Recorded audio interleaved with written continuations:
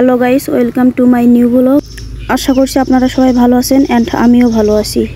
কিন্তু গরমে কি আর ভালো থাকা যায়? তো এই গরমের মধ্যে ভাবলাম একটু শশা মাখা খাওয়া যাক। যেই কথা সেই কাজ, প্রথমে শশাগুলোকে সুন্দরভাবে ধুয়ে নিলাম, তারপর এখন কেটে নিচ্ছি শশাগুলোকে সুন্দর করে।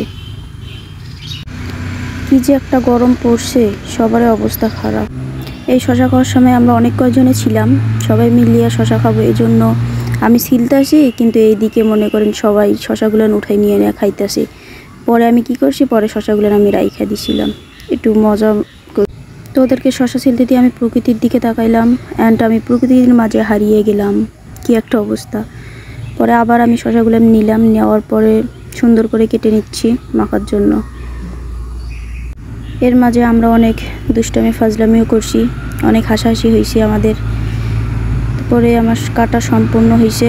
হওয়ার পর আমি এগুলো সুন্দর করে ধুয়ে নিছি, নেওয়ার পর লবণ দিছি একটু, বাট মরিচ ছিল না কাছে, এই জন্য মরিচ দেওয়া হয়নি।